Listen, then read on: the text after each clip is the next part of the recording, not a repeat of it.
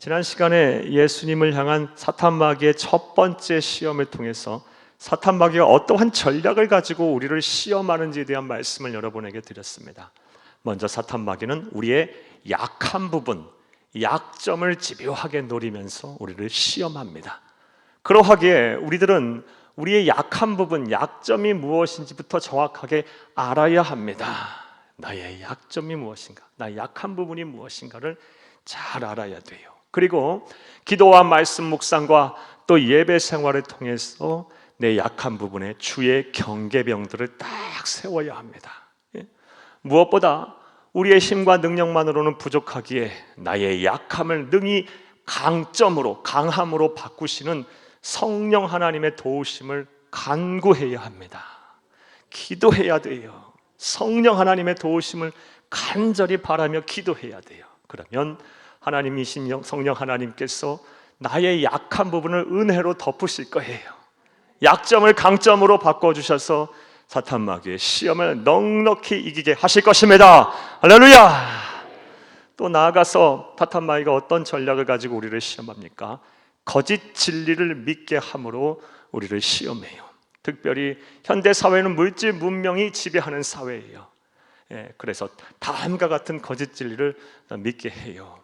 배부른 이후에도, 배부른 뒤에 예수님도 있는 것이고, 내 삶의 문제가 해결되고 내 곳간에 곡식이 가득 찬 후에 신앙생활도 하는 것이고 하나님도 있는 것이다 라는 이런 거짓 진리를 믿게 해요. 사랑하는 여러분, 성경은 그렇게 말하고 있지 않아요. 내 삶이 공공할지라도, 내가 가진 것이 없다 할지라도 먼저 그의 나라와 그의 의를 구하라고 말씀하고 계세요. 그리하면 이 모든 것을 너희에게 더하겠다고 말씀을 하고 계세요. 이게 진리예요.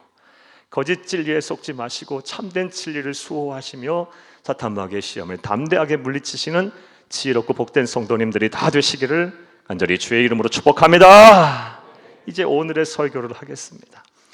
오늘의 설교를 시작하면서 예수님이 이기셨고 또 우리가 반드시 이겨야 할 시험에 관한 아주 중요한 사항부터 여러분에게 말씀을 드리려고 합니다. 예전에 한 성도님께서 저에게 다음과 같은 말씀을 하셨습니다. 목사님, 예수를 믿기 전에는 사탄 마귀의 시험 같은 거 몰랐어요. 그런데 예수를 믿으니까 이 시험이 찾아오네요. 그리고 잘 믿으면 믿으려 할수록 더 시험이 크고 무겁게 찾아오네요. 사랑하는 여러분, 여러분들의 생각은 어떠십니까? 우리가 예수를 믿기 전에는 사탄 마귀의 시험 같은 거 없어요. 그리고 또 믿음을 더 가지면 가질수록, 더 잘 믿으려면 하면 할수록 사탄 마귀의 시험은 2배, 3배로 계속 찾아오는 것을 우리가 알 수 있어요. 그런데 생각해 보면 이것은 너무나도 당연한 것입니다. 왜냐하면 우리가 예수를 그리스도로 믿은 그 순간부터 우리는 사탄 마귀의 지배에서 벗어난 하나님의 백성이 되기 때문이에요. 그래서 사탄 마귀는 끊임없이 우리를 도발해요. 그래서 우리로 하여금 다시금 하나님을 떠나 자신에게 돌아오게끔 하려고 끊임없이 시험을 하는 거예요. 우리가 더 예수를 잘 믿으려고 하면 할수록 더 시험은 더 찾아올 거예요. 더 맹렬하게 찾아올 거예요. 더 많은 어려움들을 우리에게 줄지도 몰라요. 이것은 출애굽한 이스라엘 백성들의 모습을 통해서 잘 알 수가 있습니다. 이스라엘 백성들이 처음 출애굽했을 때는 그렇게 시험이라는 것이 많지 않았어요. 대적해야 할 세력들이 그렇게 많지 않았어요. 하지만 가나안 땅에 입성을 하고 나서부터는 그곳에 살던 7 부족과 밤낮으로 싸워야 했고요, 무려 31명의 왕들과 대적을 해야 했어요. 하나님의 뜻을 이루려고 하니 시험이 맹렬하게 찾아온 거예요. 많은 시험들이 닥쳐온 거예요. 그러하기에 우리가 사탄 마귀로부터 시험을 받을 때 우리는 감사해야 합니다. 기뻐해야 합니다. 왜냐하면 그것이 바로 내가 하나님의 백성이라는, 구원받은 하나님의 자녀라는 증거가 되니까요. 자, 이제 이러한 사실 이해를 바탕으로 오늘 본문 말씀을 이제 살펴보겠습니다. 사랑하는 여러분, 오늘 본문 말씀을 보게 되면 사탄 마귀가 이제 예수님을 향하여 2번째로 시험을 하는데, 어디로 데려가서 시험을 하느냐? 거룩한 성전 꼭대기로 예수님을 데리고 가서 다음과 같이 시험을 합니다. 오늘 본문 5절에서 6절을 함께 읽겠습니다. 이에 마귀가 예수를 거룩한 성으로 데려다가 성전 꼭대기에 세우고 이르되 네가 만일 하나님의 아들이거든 뛰어내리라. 기록되었으되 그가 너를 위하여 그의 사자들을 명하시리니 그들이 손으로 너를 받들어 발이 돌에 부딪히지 않게 하리로다 하였느니라. 아멘. 거룩한 성전 꼭대기까지 데리고 가서 뛰어내려라 그랬어요. 뛰어내리라. 이런 시험을 했어요. 뛰어내려서 천사들의 옹유를 받아 안전하게 착지를 하게 되면 사람들이 너를 메시아로 믿을 것이고 많은 사람들이 너를 따를 것이다 라고 시험을 한 것입니다. 사랑하는 여러분, 그런데 사탄 마귀의 이러한 시험의 말은 놀랍게도 하나님의 말씀인 시편 91편 11절에서 12절 말씀을 인용해서 한 말인 것입니다. 함께 읽겠습니다. 시편 91편 11절에서 12절 말씀입니다.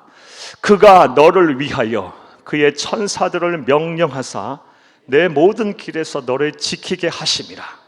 그들이 그들의 손으로 너를 붙들어 발이 돌에 부딪히지 아니하게 하리로다. 아멘. 그냥 한 말이 아니라 하나님의 말씀인 성경을 인용하면서 예수님을 시험한 거예요. 예수님 모르셨겠어요? 다 아셨겠죠. 하지만 예수님께서는 하나님의 말씀을 물리치셨습니다. 그러면서 주 너희 하나님을 시험하지 말라라고 사탄 마귀의 시험을 이기셨습니다. 할렐루야. 보면 7절을 함께 읽겠습니다. 예수께서 이르시되 또 기록되었으되 주 너희 하나님을 시험하지 말라 하였느니라 하시니. 아멘. 자, 그렇다면 분명 하나님의 말씀이었어요. 그 하나님의 말씀을 하나님이신 예수님께서 물리치시면서 주 너희 하나님을 시험하지 말라라고 하셨어요. 그렇다면 그 이유가 무엇일까요? 어찌 보면 하나님의 말씀을 거부한 거잖아요. 불순종한 것이잖아요.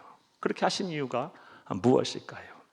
그 이유는 명확합니다. 왜냐하면 비록 사탄 마귀가 인용한 말이 하나님의 말씀인 성경이라 할지라도 그 순간에는 하나님의 말씀이 아니라 사탄의 음성이었기 때문이에요.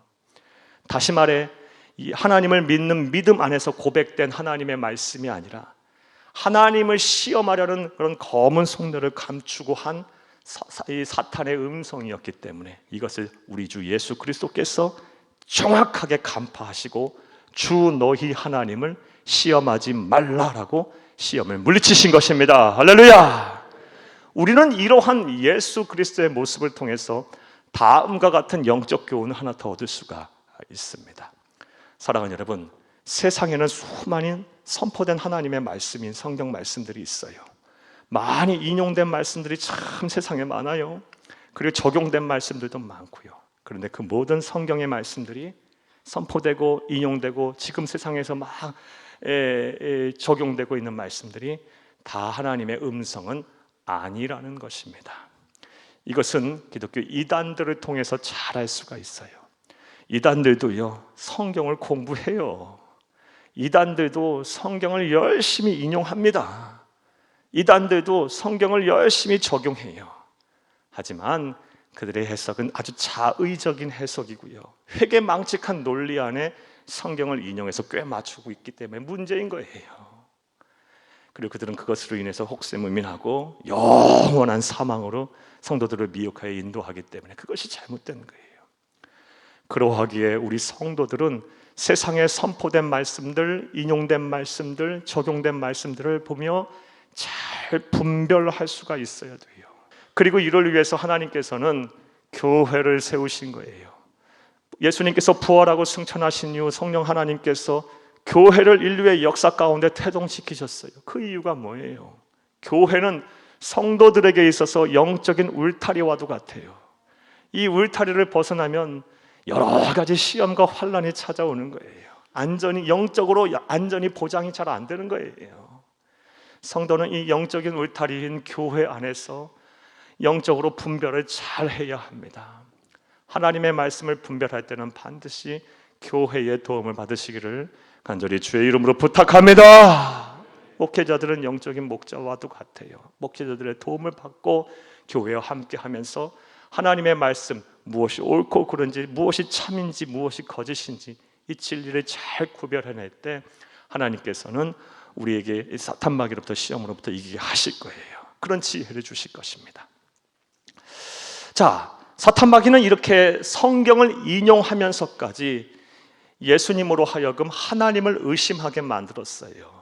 그리고 하나님을 시험하는 큰 죄를 짓도록 하려고 했어요. 그러나 우리 주 예수님께서는 이걸 정확하게 간파하시고 주 너희 하나님을 시험하지 말라라고 그 시험을 물리치신 것입니다. 그런데 사탄 마귀는 여전히 우리에게도 예수님에게 시험했던 것처럼 우리에게도 동일한 방법으로 시험을 하고 있어요. 우리에게도 찾아와서 우리로 하여금 하나님을 의심하게 만듭니다. 그리고 하나님을 시험하는 죄를 짓게 만들어요. 자, 그렇다면 좀 더 구체적으로 이제 지금 생각을 해보겠어요. 사탄 마귀는 우리로 하여금 하나님의 무엇을 의심하여 하나님을 시험하는 죄를 짓게 할까요? 자, 이제부터 따라 하시겠습니다. 첫째로, 하나님의 실존과 도우심을 의심하게 합니다. 하나님이 실제 존재한다는 사실을 의심하게 만들어요. 그래서 하나님을 시험하는 죄를 짓게 만들어요. 또 하나님의 도우심, 하나님의 섭리, 하나님의 일하심을 의심하게 만들어요. 그래서 하나님을 시험하는 죄를 범하게 만들어요. 이게 사탄 마귀의 전술이에요. 오늘 본문 6절을 함께 읽겠습니다. 이르되 내가 만일 하나님의 아들이거든 뛰어내리라.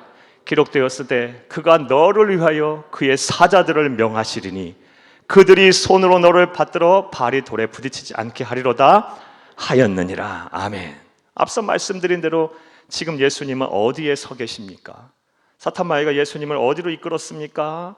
100m 이상 되는 절벽 끝에 세워놨어요. 그리고 뛰어내리라 라고 말을 했어요. 예수님께서는 주 너희 하나님을 시험하지 말라라면서 담대하게 물리치셨어요. 자, 그런데 예수님이 아닌 만약 우리가 그곳에 서 있다고 생각이 된다면 어떤 생각이 들까요? 정상적인 사람, 상식을 가진 사람이라면 100m 밑에 떨어지면 죽는다는 거 압니다. 결과적으로 사탄 마귀가 예수님을 그곳에 세우고 절벽 끝에 세우고 뛰어내리라, 천사가 너의 발을 지킬 것이다, 하나님께서 명하여 그렇게 하게 하실 것이다 라고 시험한 이유는 하나님의 실존과 하나님의 도우심을 의심하게 만들려고 했던 거예요. 그래서 하나님을 시험하게 하려고 했던 의도가 있었던 것입니다.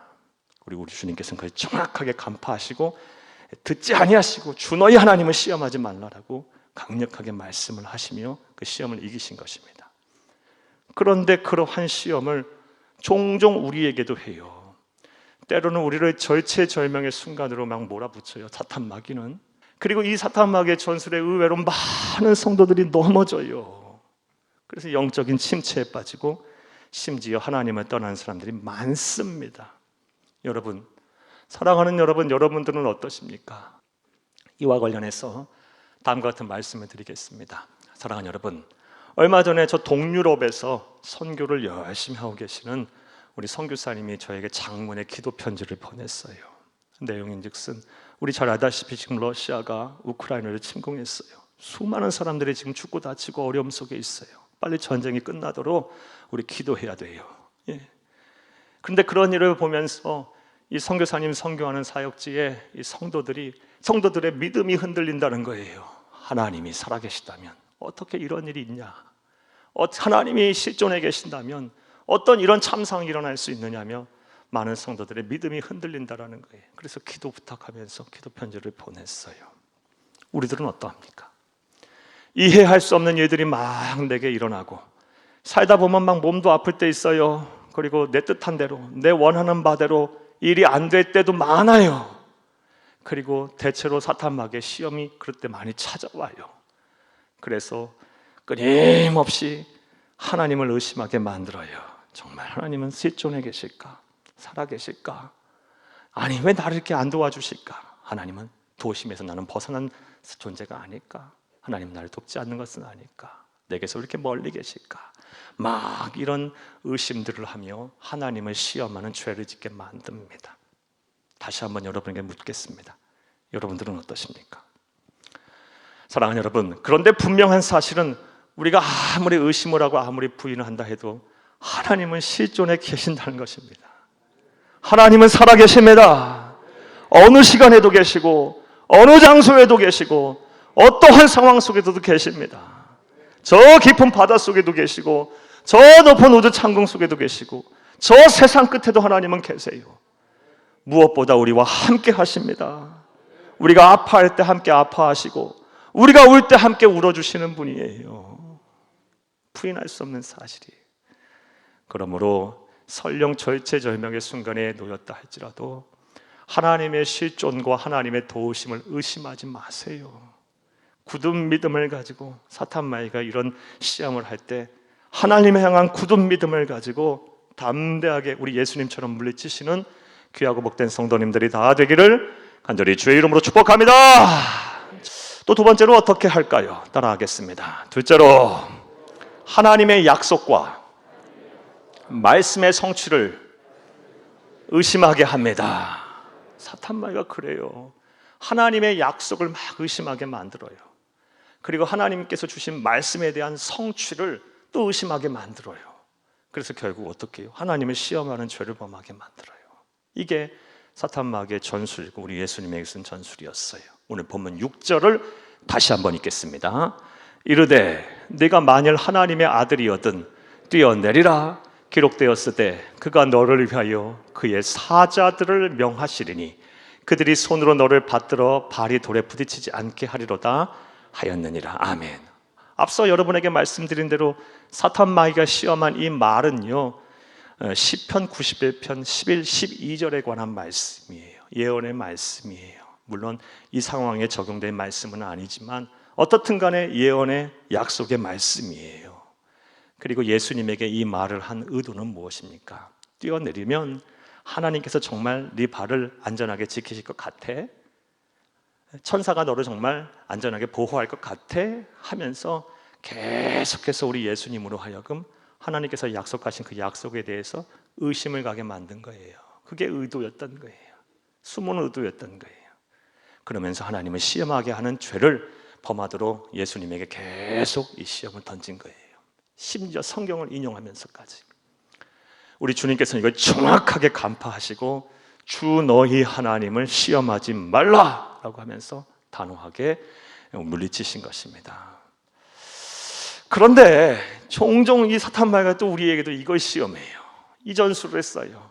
우리에게 찾아와서 우리에게 약속하신 그 하나님의 약속이 다 부질없다고 막 우리에게 속삭여요.